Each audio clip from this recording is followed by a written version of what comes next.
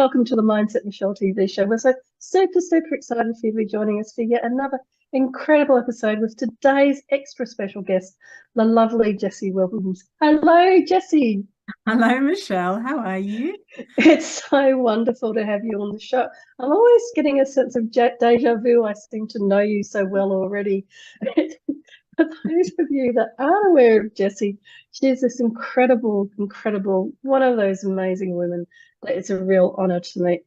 She has this incredible background in social entrepreneur space, is currently the manager of community programs for Provida, and is a specialist in the end of life space and calls herself a social entrepreneur in the end of life space. Now, I've never met anybody in that area before. So, Jessie, please, can you explain how did you come to be working in this field, and what do you mean in particular by social entrepreneur in the end of life space? Sure. Thanks, Michelle, for having me. Look, a social entrepreneur is somebody who brings their business nous to a wicked social problem, and they probably do that because of a lived experience that they've had. They certainly don't need a lived experience. There's plenty of people in Australia who have a passion for changing the world, and they want the freedom and the abundance in order to do that. And look, I got my start at the School for Social Entrepreneurs. I was the head of learning there. So, I like to think of myself, well, I'm ashamed to say I kind of learned on the back of everyone else's failure, because, failing forward is a key mantra of social entrepreneurship. So after that role as the head of learning, I joined a social enterprise or a charity, a social change organization that focused on changing the culture around end of life. So look, it's anyone working in social entrepreneurship will say it's the best job and the worst job they've ever had. Wow, and I can appreciate that, that there's so much going on in the world and such a great need for social entrepreneurship. Just do you think that, when you were growing up, what sorts of things, did you study accounting in school or arts, or what was there anything that kind of drew you to causes throughout your earlier life? Yeah. Oh, good question. Well, certainly, my husband would laugh. I can hear him laughing out loud at the question about accounting because I'm terrible at maths. I didn't take the traditional route in school. So I grew up in New Zealand. I did do an arts degree at Sydney University and I majored in politics.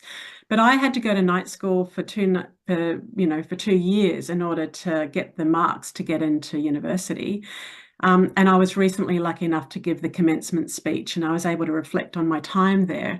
And my advice to the students was, make the most of the found material in your life, and that will help you find your passion. I guess for me, I grew up in a household in New Zealand that was a bit crazy. We had the arts. My father's a film director, and I had a stepmother with schizophrenia.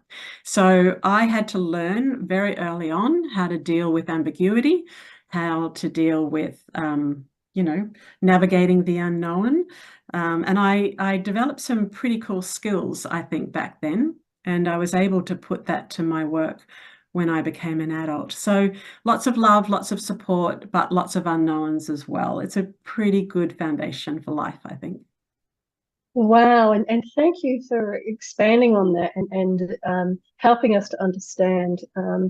I think I can appreciate even more so now the wonderful challenges and blessings of growing up in a household with somebody that's a film director and somebody that has schizophrenia, and the blessings and the challenges that can bring, and how it's formed so much about, or informed, I should say, how much of you as a social entrepreneur and that passion for social justice and social issues and such. With so much work and experience in this area, and especially around the end of life work, I'm fascinated, Jess. What kind of insights or values, or what would you say? I'm struggling for the words, but what would you say success now means to you? I think for me, success has to come back to this word leadership. And what does it mean to you?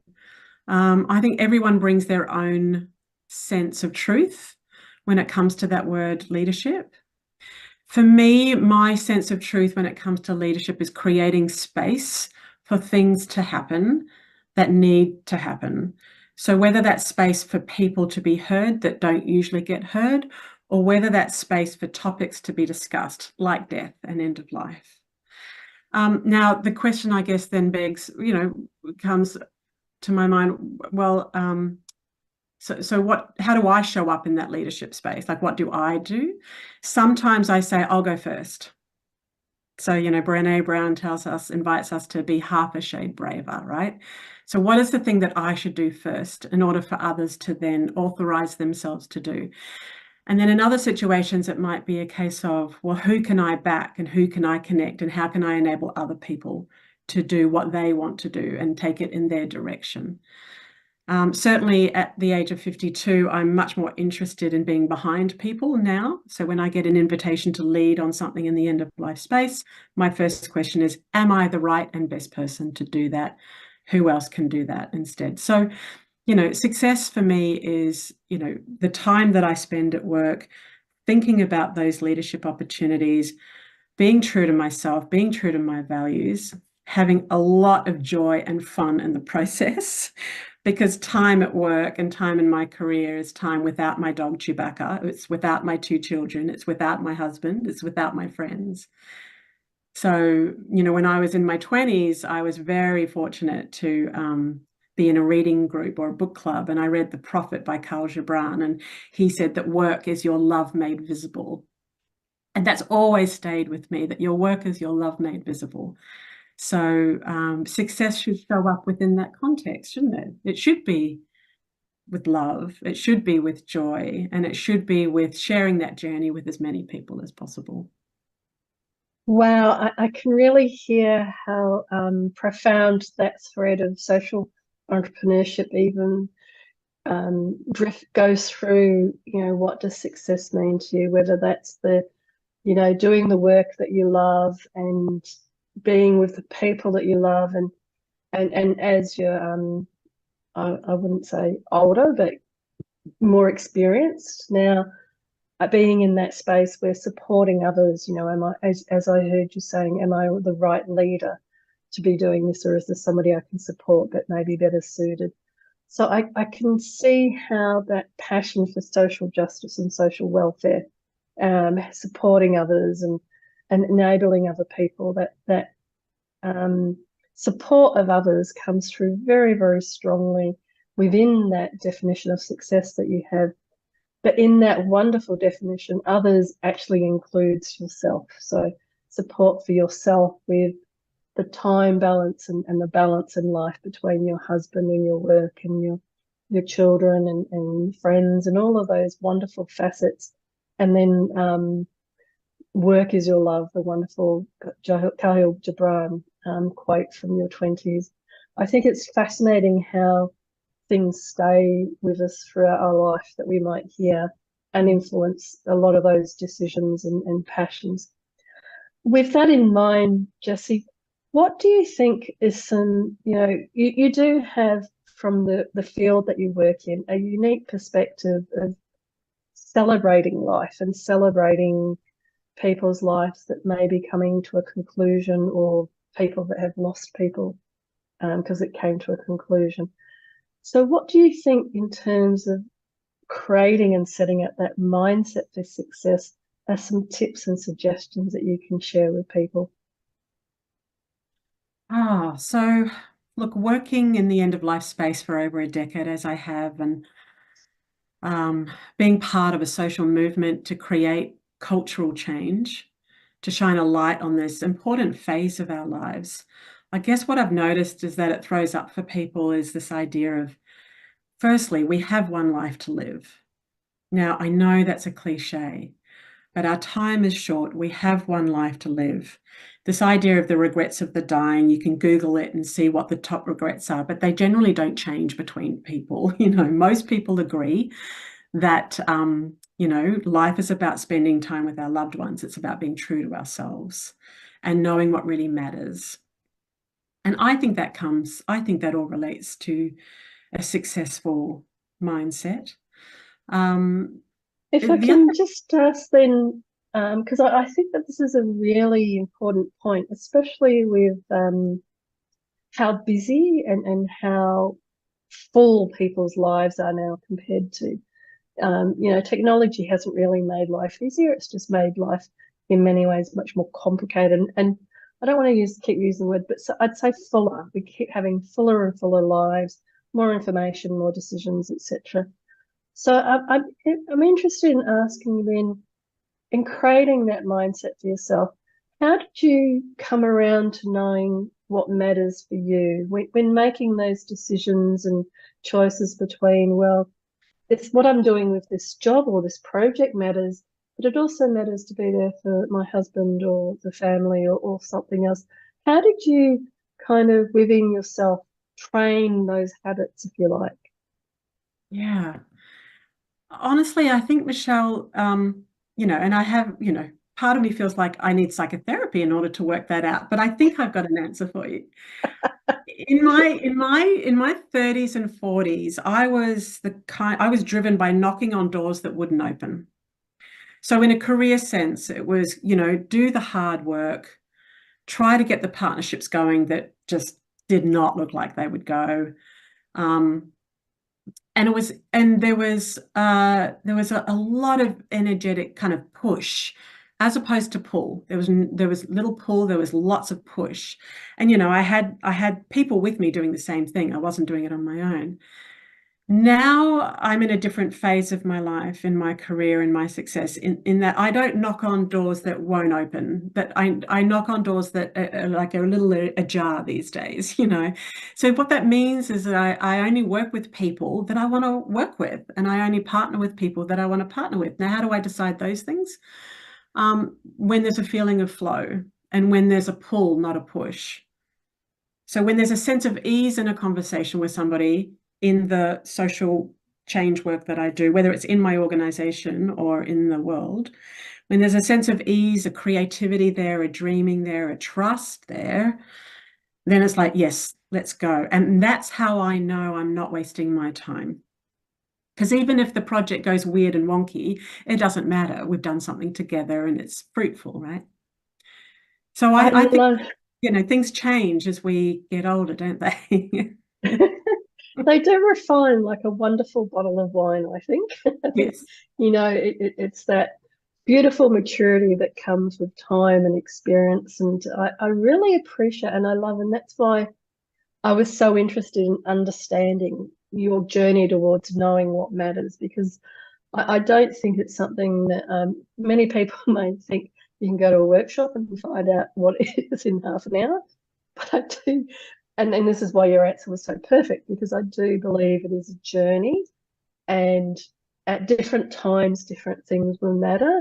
And so, just like in your 30s and your 40s, and the primary focus being getting ahead in your career and understanding that knocking on the doors, even whether they opened or didn't open, it was still a journey then for you to understand and train yourself about which ones were going to open and which ones weren't. Because if you didn't find the ones that didn't, then you wouldn't actually be learning which ones later on to go, well, those ones are not going to open. So I understand that the type of person I am, the type of people that like to work with me, be with me, collaborate with me, um, isn't going to be everybody, and that's fine. But it's that time of knocking on all the doors that helped you to understand that. Does that make sense? Yeah, no, I think you've said it beautifully. And it reminds me of this lovely saying, grow where you're planted. Whatever those roles were back then and whatever those systems were back then that I was operating in, I was doing my best to grow as a person. And I think trust is, somebody said to me once, trust is a dial. You either dial it up or you dial it down with every exchange that you have. I think it's not, but people talk about trust as in, can I trust the other? I actually think it's also about us. Am I a trustable person? And that only comes from learning about yourself. You know, if someone says trust me, you really should run a mile, right? You know, so trust is this reciprocal kind of thing, and I think we're learning that in our earlier careers as well about, you know, am I a trusting, I don't even know if trustable is the word, but you know what I mean, right? And I think when we get older, hopefully, if we've done the work, if we've really done the work on ourselves and with other people, then we can say, yeah, I back myself. How about you? And do we want to do something together, you know? I think that that's a wonderful way and a beautiful way, you know, trust dialing it up and dialing it down. It's a wonderful way of explaining. So thank you, because I don't think, again, I've done a lot of trainings for a fabulous group called Insight Seminars. And one of the things they talk about is the agreements with yourself and that building of that trust, you know. I'm going to have breakfast at 8 o'clock every morning for this week, and then keeping that commitment. So they talk about things as really as insignificant and small as making an agreement like I'm going to have breakfast at 7 o'clock, 8 o'clock, whatever time works for you. But what you are doing is then building that trust within yourself because you're keeping your agreements. And I think what you're describing there, about trust and knowing yourself and dialing it up and dialing it down, wherever you're, and I love that expression, grow where you're planted.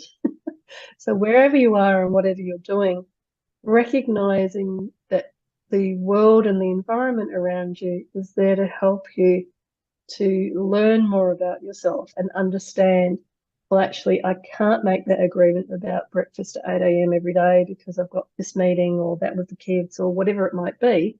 It doesn't matter. It's looking for those. I describe it as building the muscles, you know, like going to the gym, building those muscles by those mini agreements that then you learn to trust yourself because you keep those agreements. And then you so beautifully were talking about learning how to know when to trust other people because you've learned how to trust yourself. Yeah. Yeah, beautifully said. Wow. And I love how it also ties in for you to this not wasting time and not wasting other people's time, that that creativity grows and expands. I'm interested there then where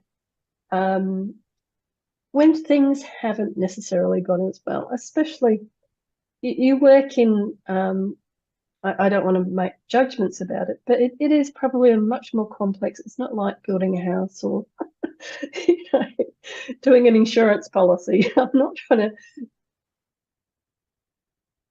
important or complicated because everything's complicated. But I think you do work in a very special area. And I recognize, from the studies I've done, we have very little traditions or rituals. Many of the older cultures have much better traditions and rituals to deal with end of life and transitions of life, whether we believe this is one life or many lifetimes. What would you say again in terms of, I think the best way I describe it to people nowadays is whether they're grieving the loss of a job or a partner or whatever, you're in a grief process. So I'd say that you have quite a different insight into people's very natural process of going through grief and then coming out at the other end and in a sense being reborn. But you know, you might be 10, 20, 30. You kind of, it's a natural part of life, but we don't really talk about it. So again, what sort of tips to create more of an awareness to create that successful mindset might you have? Yeah, thank you. Yeah, so grief is the price we pay for love. And this is the invitation that I and everyone else in the social movement to change culture of death and grief have for everyone else. The invitation to talk about grief is the invitation to talk about love. Two sides of the same coin, Janus faced is another way to describe it. And so, and when we're coming from love, let's replace love with compassion. very similar words, but I think we're more comfortable talking about compassion when it comes to success and work and careers and so forth. But, you know, when we're talking about compassion, there's no downside. Compassion is a virtuous spiral that goes up. You get energy from compassion. We call it, you know, compassion fatigue, but it's actually empathy fatigue. Being empathetic can be tiring. I have no experience of fatigue around compassion. So when we talk about end of life and we're doing the work that we're doing, which, as you say, is very complex, it's very political. It can be very sad. My work wife, my closest colleague at work, who does a lot of the social change work with me, she died of brain cancer 4 months ago, which was just completely out of the blue for both of us. But we had to look at each other and go, well, there we are. 10 out of 10 of us are going to die at some point in our lives, you know, and it happened to be my friend. And I had to mourn and grieve her, and then I had to get back to work like we all do. So it is very complex and hard work, but we work in the context of compassion, which is joyful and fun and you know, there's friendships there, and you wake up in the morning with a sense of purpose and a spring in your step. So now that's particular to the type of work I do. I know I'm talking in the context of end of life, but in terms of anyone at work and anyone looking to have meaningful work, you know, the opportunity there is certainly to bring compassion in and to recognize when loss happens and just lay down the busy, have a pause, take a breath, notice what it brings up for you, notice the other person, and create space for yourself and your team and your life to just witness that grief. And that's all we actually need to do, Michelle. We don't need to pathologize and medicalize this. We honestly have it in us to do this well. We've always done it as human beings. And so, but it is about recognizing and noting when the grief happens in order to create space for that. I hope I've answered your question. I'm not sure I have. You've done great, because it is a complex faith. I was, you know, reflecting as you were speaking. I was at a conference just in March, so not that long ago, and two people I met in person at the conference that I've known for 30 years each. Both of them are now dead, and it's not just an age or time of life or what a thing. It does seem to be much more, I believe, to do with this different type of life that we're living now. You know, there's much fuller life I mentioned, but that recognizing the grief and being in the grief and going through those very human processes and stages, etc., with it. I think that what you were saying, you know, waking up and each day recommitting to, well, my time here is limited, my life here is limited, what do I want to do and what do I want to do to make the most out of it? So in many ways, and in the more serious grieving that I've done around my father and mother and other family members, yes, you know, you do go through much deeper periods of grieving, but then you also recognize the greater gifts of that period as well. And I'm not saying it's for everybody. Different people have different ways. But I love how you're talking about it being the two sides of the coin, and that the compassion, giving yourself the space. And I would definitely say for myself, and I would encourage others that are watching to do this, what you were saying about giving yourself the space, that's the biggest gift that we can do. We do have to lay down the busyness, and we do have to take a breath, and we do have to just be a witness to our own process, whether that's a physical, emotional, mental, whatever level it happens. I think your suggestion about the way through to the other side, whatever way you want to think of it, the grief is actually to be in it and honor it whilst you're there, and to recognize that there's a time and place, and this time and place, like a season, will come and then it will go. Spring will come again, then the sun will come up the next day.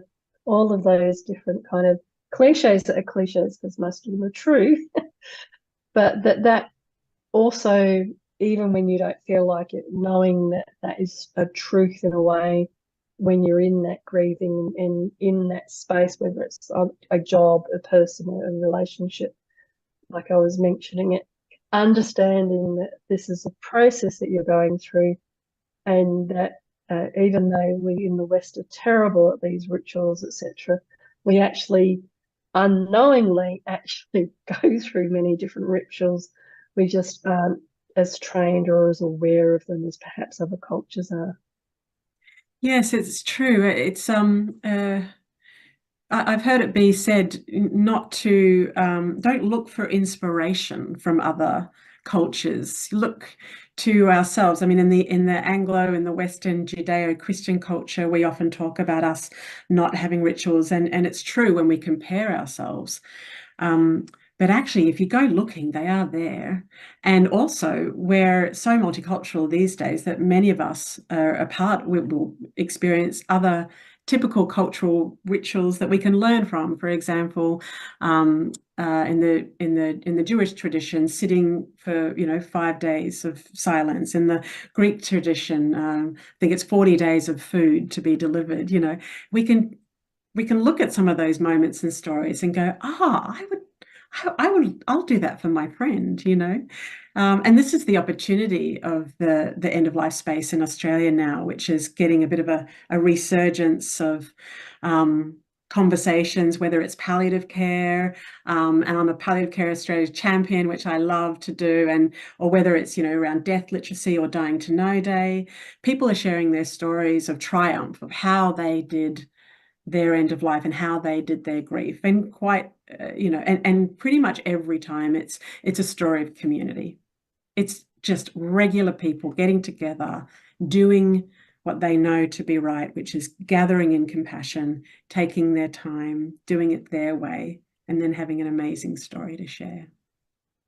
Wow, wow. And I feel like there's such a sacredness and special energy with this space that I really think we could keep chatting about this for many hours to come. But just if people did want to reach out and find out some more about what introductions you can make to that end of life space and in the social entrepreneurship space as well, what's the best way of getting hold of you?